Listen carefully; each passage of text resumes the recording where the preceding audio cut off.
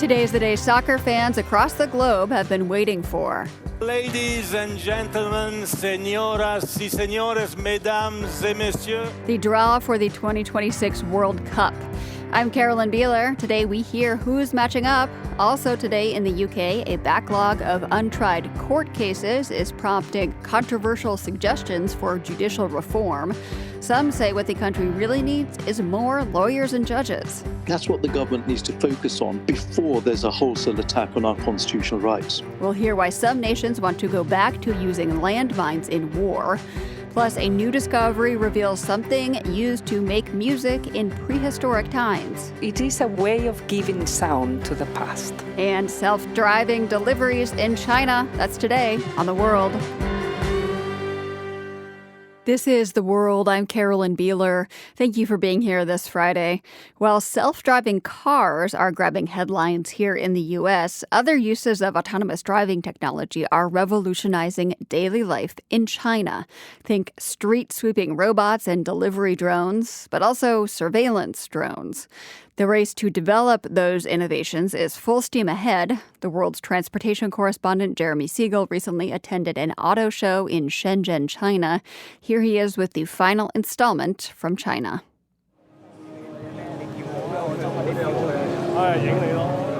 As I walk into the Automotive World China Exhibition, I am immediately drawn to a car. It's a Chinese-made electric SUV called the iCar. I hop in and ask through my interpreter how much it costs. 19,000, that's not bad. Yeah. It's billed as an affordable, rugged, retro-style car. On the outside, it looks kind of like a Land Rover from the 1960s, with big circular headlights and glitzy chrome detailing. On the inside, it feels like a futuristic spaceship equipped with buttery, highly cushioned, heated seats that feel like a warm glove. It feels pretty good. It's comfortable. I want to test out the horn, but I'm not going to. I quickly realize the iCar sales rep sitting inside with me thinks I'm on the hunt for a new ride. She starts telling me, with the help of my interpreter, about how this car can't be beat. So iCar is like a brand for raw car. It's like extreme powerful, extreme raw, extreme fun. I think US people will love it. Especially for I think people from the US would love it, she tells me. The iCar is impressive, as are the other EVs on display here. But as I move through the convention center, I start to realize that the real cutting-edge technology being developed in China is found in smaller, more unassuming vehicles. This is the voice of Yan Ming with the self-driving tech company Rhino AI. He's telling me about their R5 autonomous vehicle, a driverless cargo van that's just received one of the exhibition's top awards. It's basically a simple white square with 4 wheels. The inside is like one big trunk, notably absent a steering wheel and driver's seat. Instead, on top there's a series of little cameras, radars, and a 3D light sensor that helps the van sense cars and pedestrians that might be nearby.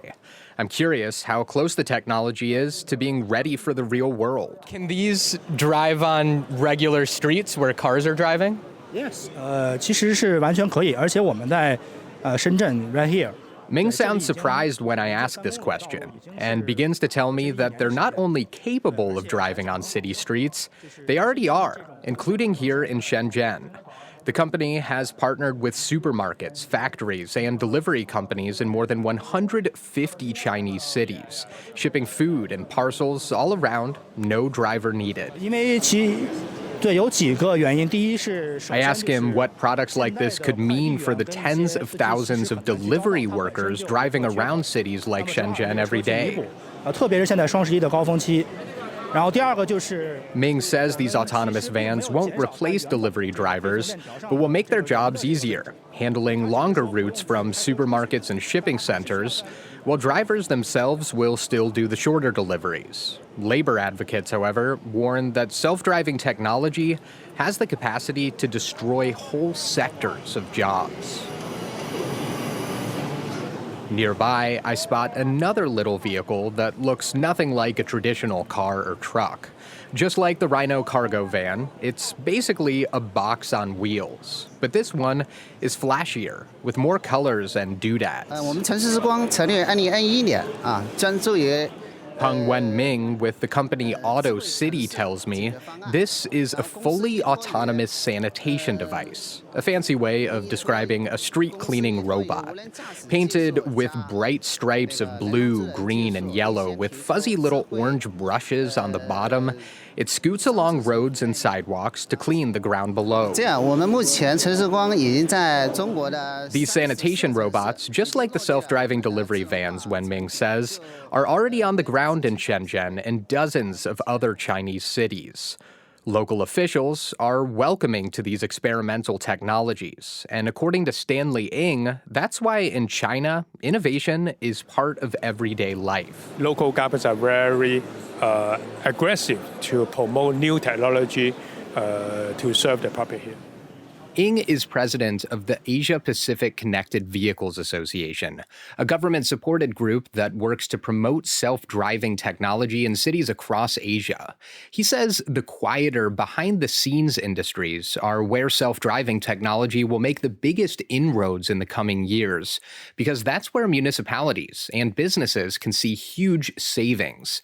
And even though robo-taxi pilot programs have launched in cities across China, the US, and the Middle East, he doesn't think that technology will be widely adopted on a personal level anytime soon, that he and I will keep driving our own cars. Believe me, you and me will keep our car for coming 20 years.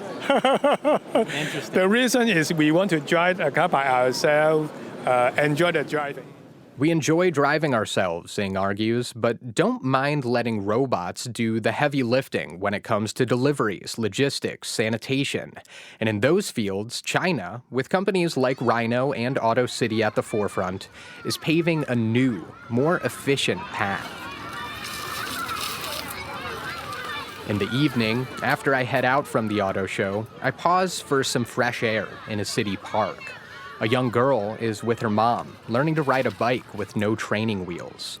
Out of the corner of my eye, I spot one of those brightly colored, self-driving sanitation robots I'd seen earlier at the convention. It's cleaning the park pavement and headed right toward the little girl and her bike.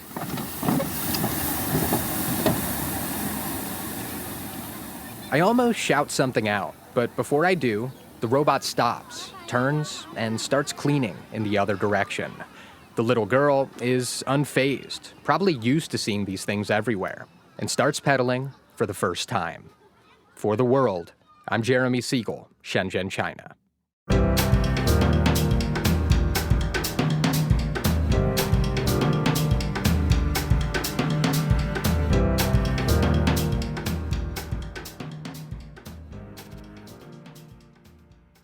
In England and Wales, more than 78,000 criminal cases are waiting for their day in court. That backlog is expected to continue to grow if left unchecked. That's why Justice Secretary David Lammy has announced changes to the UK justice system. One change that has been proposed is for many court cases to forego the use of juries and instead be ruled on by a single judge or tribunal. Earlier today, I spoke with Salish Mehta. He's a barrister in London. Salish, under these new guidelines, which cases are going to get a jury trial and which will go before just a single judge? Well, there's no clarity yet, but if one is to follow the document that the Justice Secretary has produced, then the vast majority will be tried either by a judge alone or a different tribunal without a jury.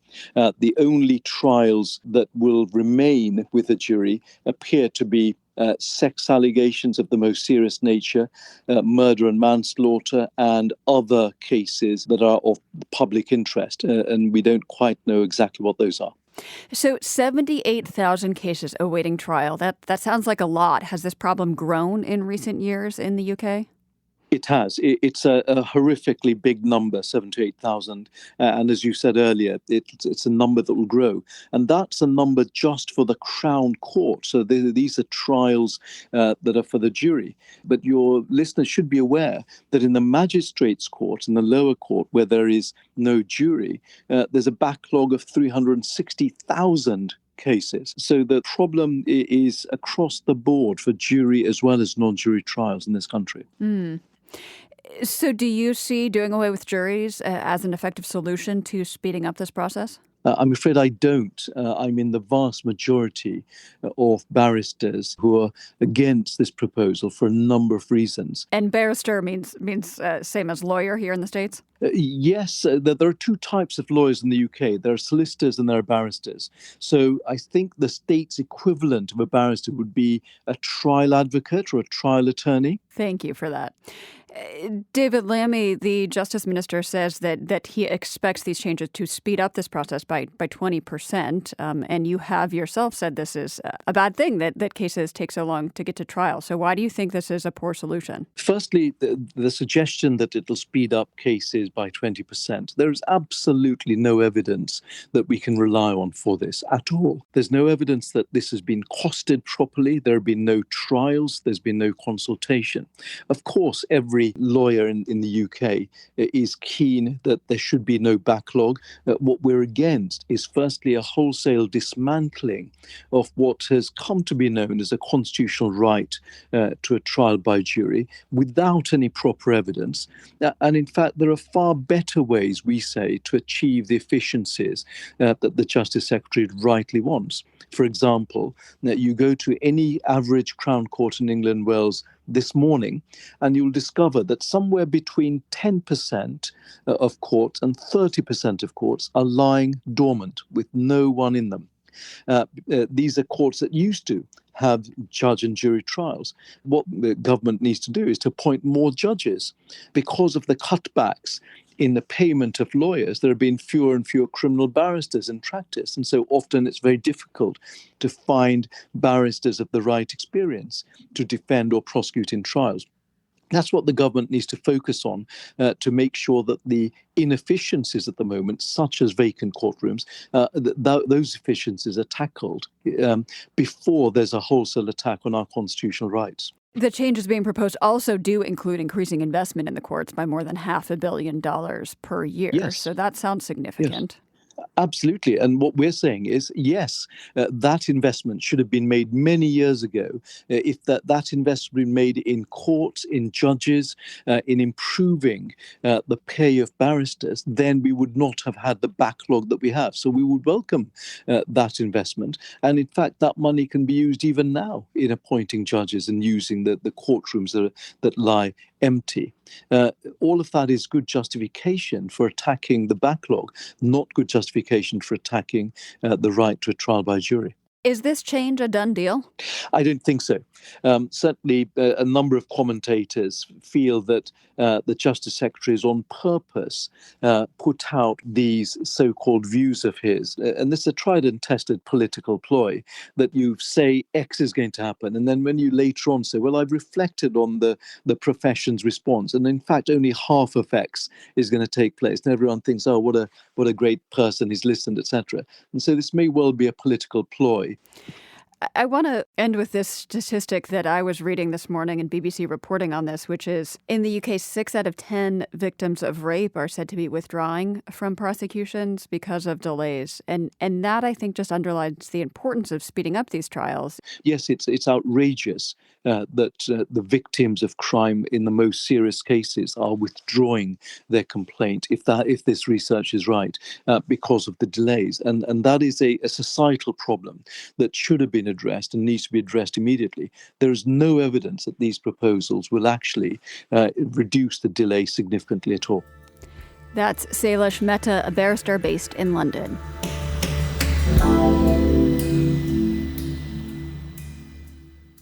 Germany's parliament today approved a controversial new military service law. Its goal is to boost the country's army by some 80,000 soldiers. This is in response to the perceived threat from Russia. Germany's foreign minister, has accused the country of, quote, creating the option of a war against NATO by 2029.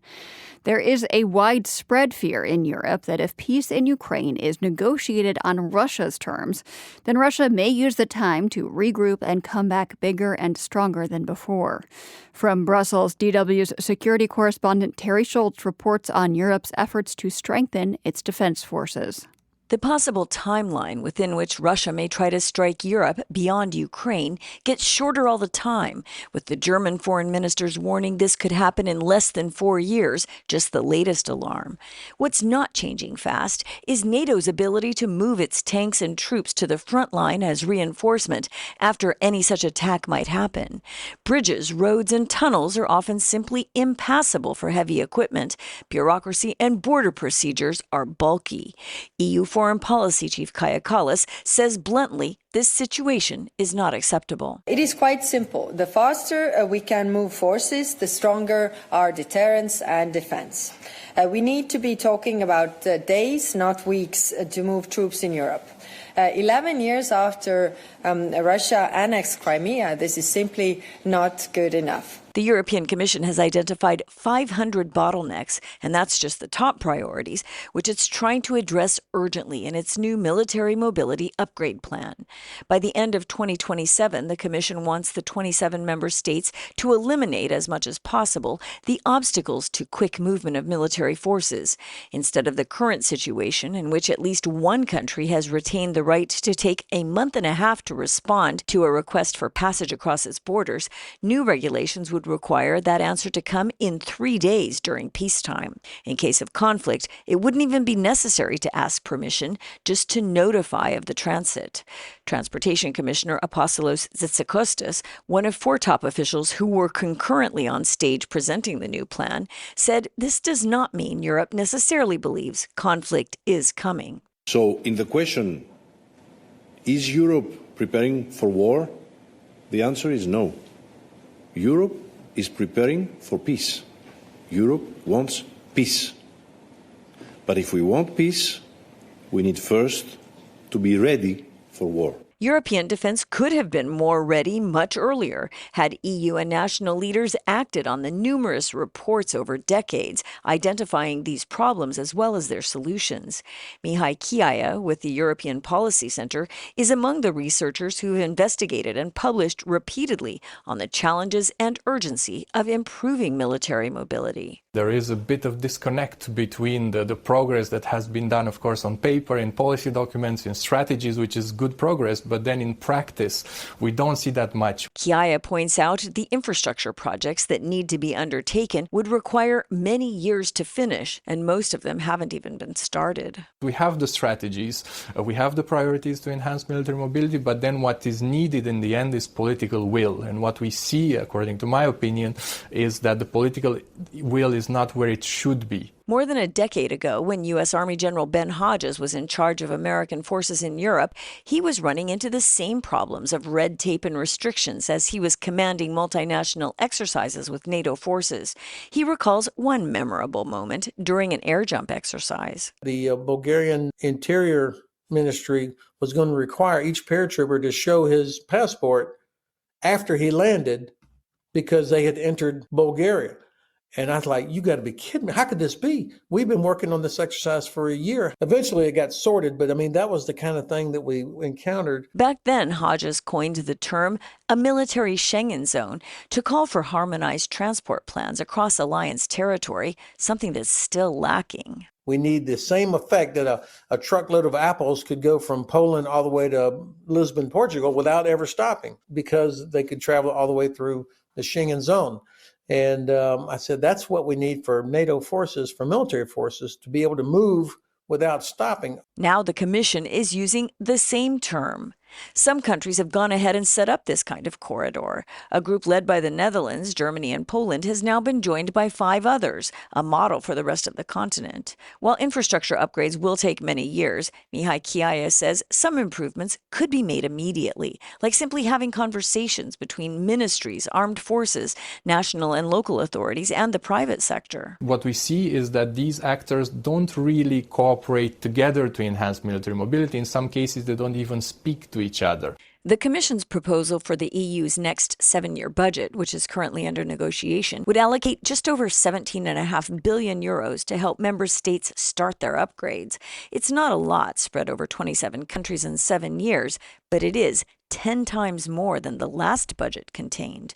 Ben Hodges will be watching closely to see how much is left when the budget is approved by both the European Council and the European Parliament. If you're serious about something, you put money on it and you put people on it.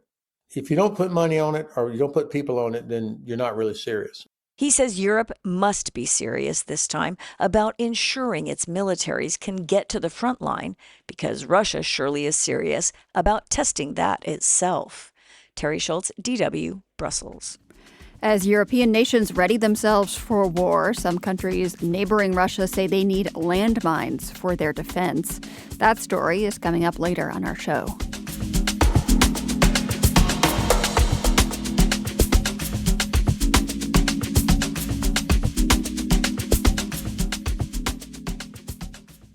People in the United States are paying close attention to news of an immigration crackdown on Somali American communities in Minnesota.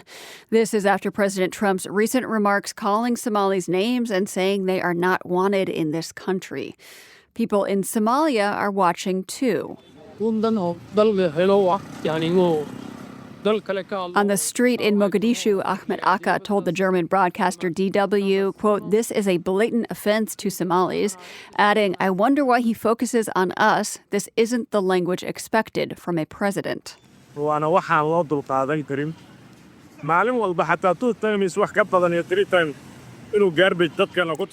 Abdurrahman Moral said, "This is intolerable. Trump insults us daily, calling us garbage and other names." He went on to say that he was disappointed that his own government had not spoken out, even when pressed. He is referring to comments from Somalia's Prime Minister, Hamza Abdi Bari, who told a crowd, quote, "We are not the only country Trump insults. Sometimes it's better not to respond." Somali national Adan Bakr spoke to Al Jazeera and said he was insulted, but took his prime minister's words to heart. He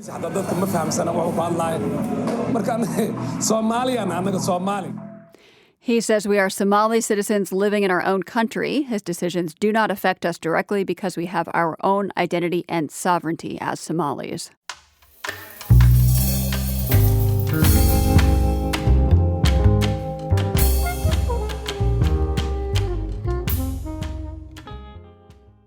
Soccer is the world's most popular sport. It is also the most universal. People pretty much play it everywhere, and they will watch the FIFA Men's World Cup next summer when it's joint hosted by the U.S., Mexico, and Canada.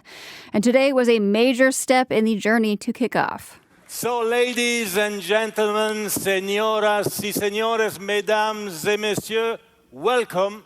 FIFA President Gianni Infantino welcomed the crowd in Washington, D.C. to the official draw of the World Cup, revealing which countries will play each other. The world's Bianca Hillier is here with the updates. Hello, Bianca. Hi.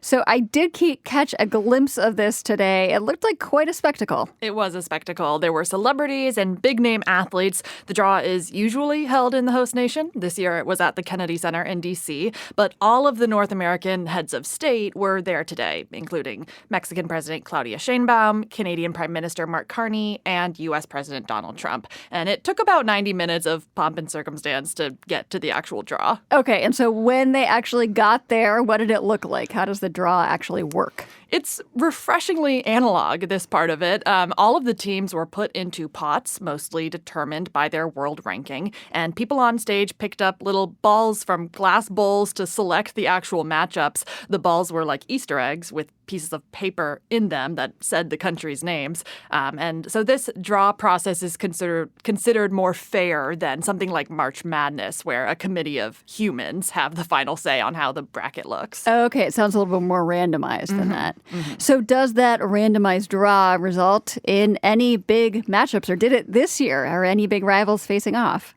Oh, they sure are. The one that caught my eye is Brazil versus Morocco. Back in 2022, Morocco made history by becoming the first African nation to reach the semifinals. And Brazil, of course, is one of these world powerhouses in the sport. So that's going to be a battle.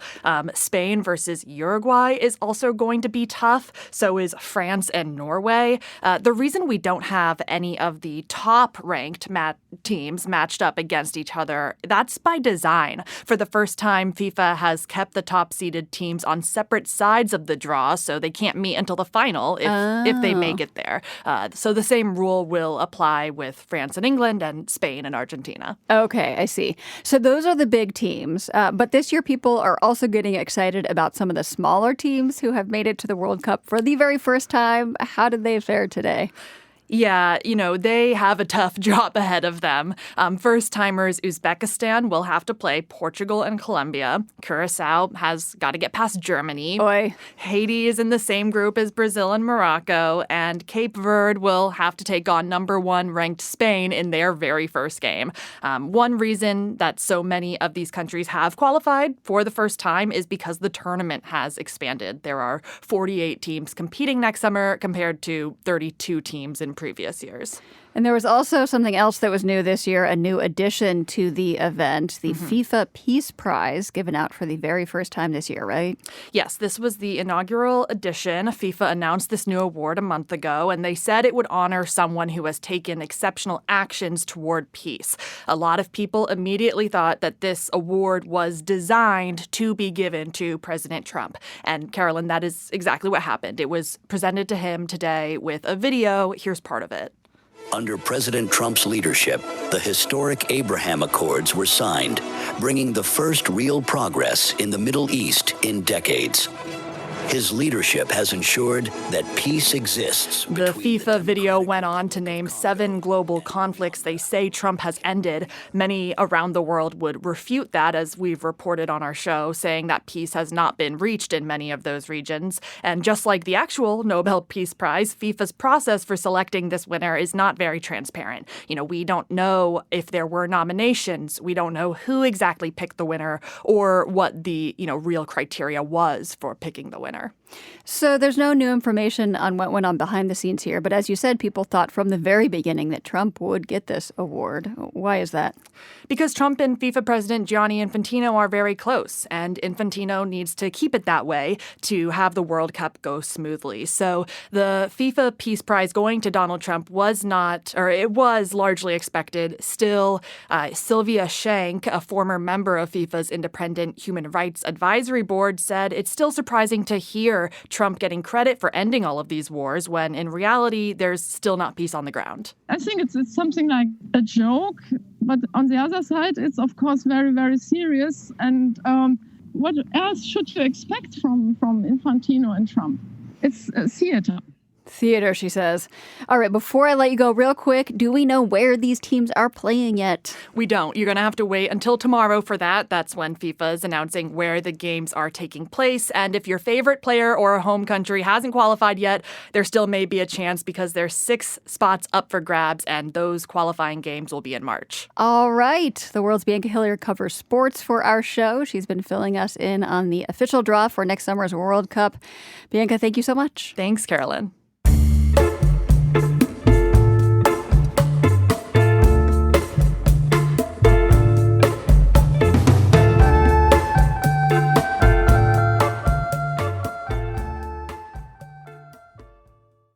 To counter the threat posed by Russia, European countries are increasingly willing to take measures once considered extreme. Several countries say they want to go back to using landmines on the battlefield, despite an international ban on the weapons negotiated 3 decades ago, a ban that the U.S. and Russia notably did not sign. The World's Shirin Jafari has our story. In January 1997, Diana, Princess of Wales, made a trip to Angola. She was there for a cause. It's an enormous privilege for me to be invited here to Angola in order to assist the Red Cross in its campaign to ban once and for all anti-personnel landmines.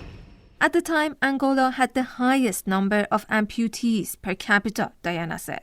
On that trip, she famously walked through a field that had been cleared of landmines. There is a mine there. I'm not going to go inside there. And she spoke with experts about the painstakingly slow process of demining. What the others snaking along here, and in other sides we can see them. The trip made global headlines, and by the end of that year, countries adopted the landmark treaty in Ottawa. The treaty banned the production, stockpiling, and transfer of anti-personnel landmines. Tamar Gabelnick says the mine ban treaty has been a huge success. About 166 countries have signed on to it. All of those countries but 2 have destroyed all of their stockpiles of landmines. That's 55 million mines destroyed. Gabelnick directs the international campaign to ban landmines, which was one of the major forces behind the treaty. But the success of the treaty is under threat. This year, Estonia, Latvia, Lithuania, Finland, and Poland have said they want to withdraw. Ukraine says it wants to suspend its participation. These are severe tests for this convention and for all of the work we're doing to protect civilians against indiscriminate weapons. The European countries say they share borders with Russia, and it has been using landmines in the war against Ukraine. They argue deploying the weapons on land will help them fight off Russia's aggressions. Gabelnick says landmines have limited use in today's warfare. If they have any marginal military utility, it's far outweighed by the humanitarian impact that these horrific weapons have. Landmines are basically buried bombs. They're indiscriminate, she says, and they can't be aimed at an enemy. Data shows the overwhelming majority of those killed by mines are civilians. Using landmines in this modern era will not give you any kind of advantage. Zoran Jesic was a soldier in the Serbian army and lost his right leg when he stepped on a landmine in Bosnia. Speaking on a TRT program called Roundtable, Jesic says it took him a long time to recover from his injuries. And now to hear the discussion about deploying mines again, it's like a slap in the face of survivors like him, he says. It brought me back in my reality in 1994. I started to go through that again in my dreams. Despite the Ottawa Treaty, landmines continue to take lives and maim people, says Jerry Simpson of Human Rights Watch.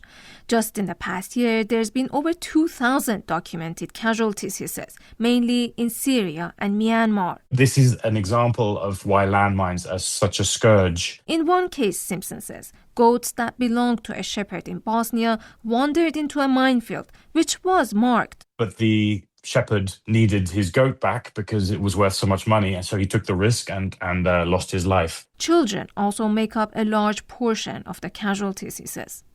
This week, signatories to the Ottawa Treaty met in Geneva to discuss progress. Simpson, who participated in the meetings, describes the departure of the 5 European countries as a catastrophic step backwards. He says the topic was a big elephant in the room. So we and many others have been in contact with officials from these countries, and it doesn't really matter how rational or objective the arguments are. The response is we're not interested. Tamar Gabelnick of the International Campaign to Ban Landmines says the push for a return to landmine use in these countries comes more from a political standpoint than an effective military strategy. These leaders want to be seen as taking steps to counter Russia. Their populations are afraid, terribly afraid of Russia, and I can certainly understand that. But what the governments aren't telling people is to be afraid of the use of landmines. Princess Diana never got to see the long-term impact of her visit to Angola. She died in a car crash in August of that year. But her legacy lives on. Gabelnick says amid the bad news, there's a glimmer of hope. There were actually 2 new states parties this year. They're small Pacific islands, but it doesn't matter. The Marshall Islands and Tonga in Papua New Guinea are the new members of the Ottawa Treaty. For The World, I'm Shirin Jafari.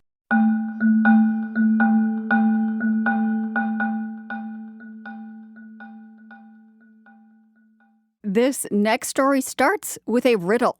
What is silent when alive but cries after death? Do you give up? The answer is a conch. Okay, here's why. The large sea snails that inhabit the shells do not make noise, but the shells themselves, once the snail is gone,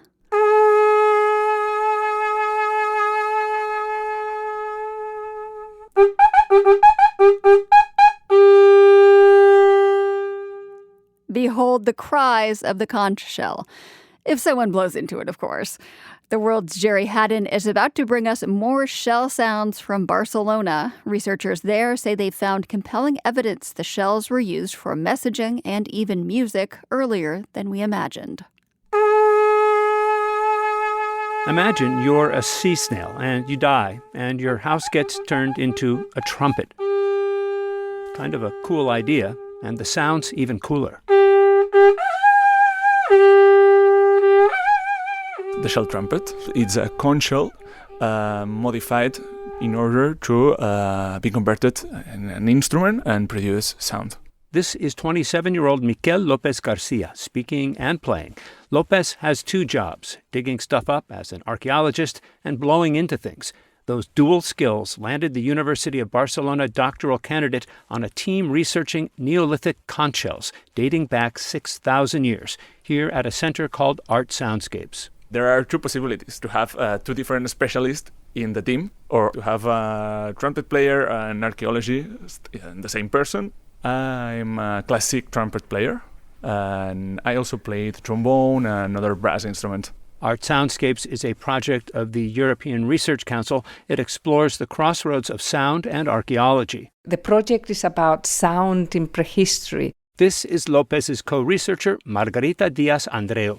She says archaeology tends to focus on objects, say shards of pottery, but imagining what things sounded like brings another dimension to our understanding. It is a way of breaking the silence with which we think about prehistory. It's a way of giving sound to the past. In this case, by trying to recreate prehistoric sounds in the present. See, Diaz and Lopez had a hunch that a handful of modified ancient conches locked away in Barcelona's museums were musical instruments. All these pieces are preserved in museums since the 1980s, but these pieces have been kept silent for decades. Lopez says everyone just assumed they were classic conch horns, meant to send loud signals over long distances, because they'd been modified specifically for what seemed to be that purpose. The main feature and the main transformation of these shell trumpets is the removing of the apex. That's the pointy tip of the conch shell, opposite the large spiral opening.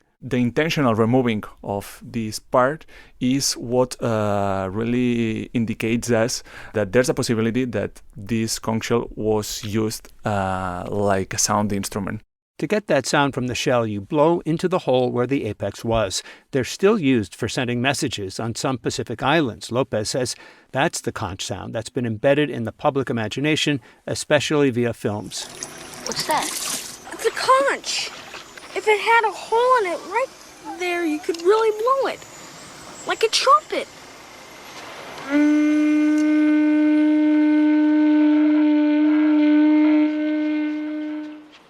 This is from the 1990 version of William Golding's classic novel Lord of the Flies, about English schoolboys marooned on a Pacific island. Indeed, the conch as signaling horn is well documented in many places and cultures around the world, but no one considered Barcelona's ancient conches as musical possibilities because their range is limited, usually to 2 or 3 notes. But Lopez believes otherwise, given the human modifications. With his trumpeting chops, he's managed to coax the unexpected out of the shells.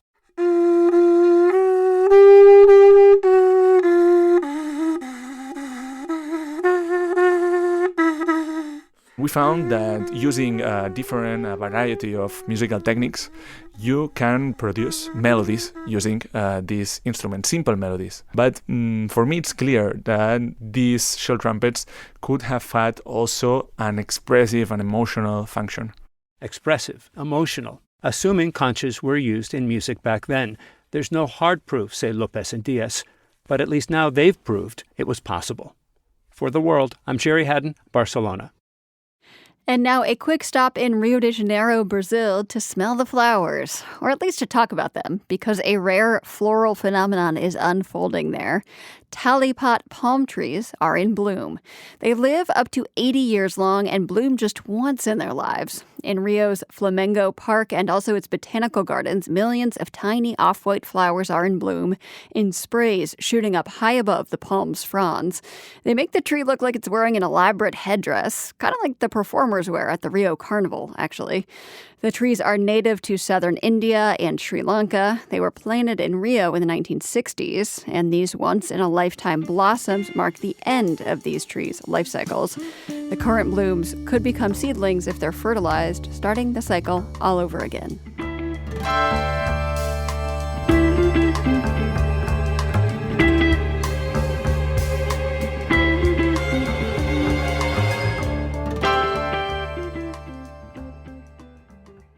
One country is hoping to get all of its electricity from solar power, Vatican City. A tiny country, but still. The Catholic Church's goal of 100% solar for the Vatican was put in place by the late Pope Francis.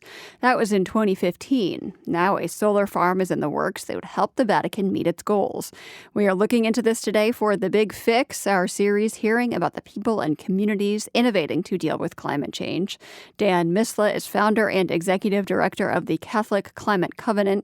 That's a Washington-based nonprofit pushing for climate equity and justice. He told us the Vatican got approval to build the solar farm earlier this year. Pope Francis actually initiated this a few months before he died, and Pope Leo is following through. The proposal here for these solar panels on a farm outside of Vatican City would be to combine solar panels with agriculture. How does that work? Can you tell us how solar panels and agriculture are combined on the same footprint? Yeah, it's becoming a thing. The solar panels are raised above the ground a certain height, and then crops can be planted underneath and between the rows of panels. And the idea is that crops that can't take excessive heat or need to retain the ground where the ground needs to retain more moisture, these panels actually provide a little bit of shade for those crops to be protected from the blazing sun and so forth. And so they tend to do much better actually with a little bit of shade rather than just, in an open field. And then it's not like solar panels are competing with agriculture for land. You can have both on the same footprint. That's right. Yeah. And that's another big benefit because in a lot of places they're tearing up farmland or taking down forests to put solar in. And if we can have the best of both worlds, why not do that? Now, this plan for a solar farm is just one component of a larger vision to reduce Vatican City's carbon emissions. The Holy See released a plan earlier this year committing to a 28% reduction in emissions over the next decade. What else is in that plan? Yeah, I understand that they've already done, they've replaced like 100,000, lighting fixtures to LED. They're looking at their fleet of automobiles. Pope Francis also instituted a place at Castel Gandolfo called Borgo Laudato Si, which has become a place of not only beauty, but also a farm, community-supported agriculture. So there's lots of things that they're trying to do to reduce their footprint. And this began under Pope Benedict XVI when he put solar panels on the roof of the Paul VI Center in the Vatican City itself. Vatican City is small. It's only a little over 100 acres, and the Catholic Church owns nearly 180 million acres of land around the world. I understand that there's no central accounting of the emissions tied to those holdings. Is the Vatican taking steps to address carbon emissions outside of their tiny little Vatican City? Well, certainly the last several popes, in fact, going back to Paul VI, they've talked about the need to be better caretakers of creation. So the Vatican is, and then leading up to Laudato Si and Pope Francis, and now Pope Leo is also carrying on that message. So certainly the Vatican is very concerned about the destruction of the environment, climate change, biodiversity, all of those types of things that we're concerned about. And so they're encouraging Catholic bishops and dioceses and other Catholic organizations to reduce their carbon footprint. We've been talking about Laudato Si, a letter about caring for creation that Pope Francis wrote 10 years ago. Can you just define what that was and tell us a little bit more about it for those who might not know? Yeah, so it was an encyclical letter, which is the highest level of teaching authority that a pope can can institute. And it was the first time that an encyclical letter, there have been plenty of others, first time that it focuses just on the environment. And in that letter, Pope Francis challenged us to begin to think more clearly and more soberly about the predicament that we're in with the environment. And Pope Francis wrote this not just for Catholics, but for everyone to look at. And when this came out in 2015, it had a huge impact. In fact, it influenced the Paris Agreement, and environmental groups embraced it. Other people of faith embraced it. And he really struck a nerve to help people of faith and people of goodwill to move forward on recognizing the problem, dealing with the problem, acting on the problem. So there are a lot of government figures, of organizations, of people who, set goals to reduce carbon emissions, and there has been less action on actually making that happen. Laudato Si, this encyclical on climate change from the Vatican, was over 10 years ago now.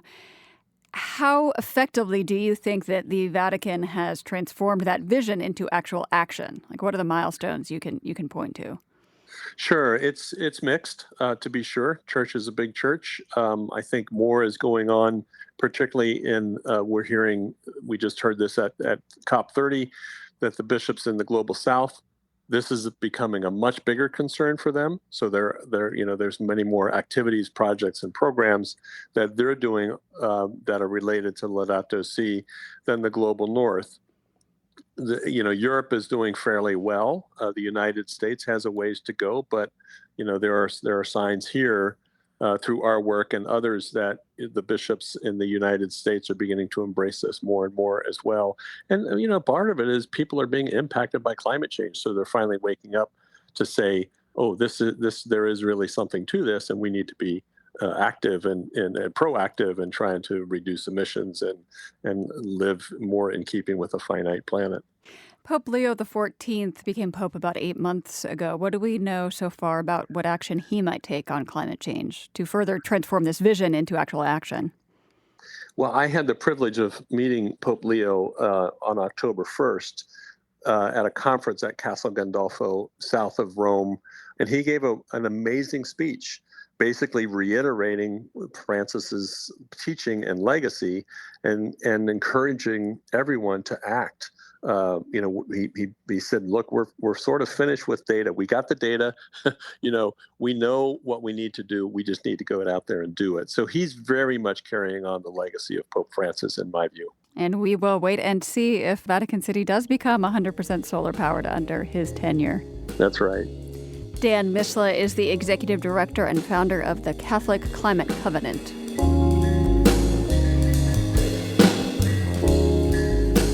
The World is produced by GBH and PRX, broadcasting weekdays from the Nan and Bill Harris studio in Boston. Find us online anytime at theworld.org. You can also find our original reporting on YouTube. We are at The World News GBH, all one word. Please check us out and subscribe. I'm Carolyn Beeler. Have a fabulous weekend, and we will see you back here, same time, same place, on Monday. The World is supported by the Carnegie Corporation of New York, working to reduce political polarization through philanthropic support for education, democracy, and peace. More information at carnegie.org. By the John D. and Catherine T. MacArthur Foundation, committed to building a more just, verdant, and peaceful world. macfound.org. And by FJC, a foundation of philanthropic funds serving the nonprofit sector with donor-advised funds, fiscal sponsorship, bridge lending, and more. FJC.org. The World's theme music is composed by Ned Porter. The World is a co-production of GBH Boston and PRX. More information at theworld.org.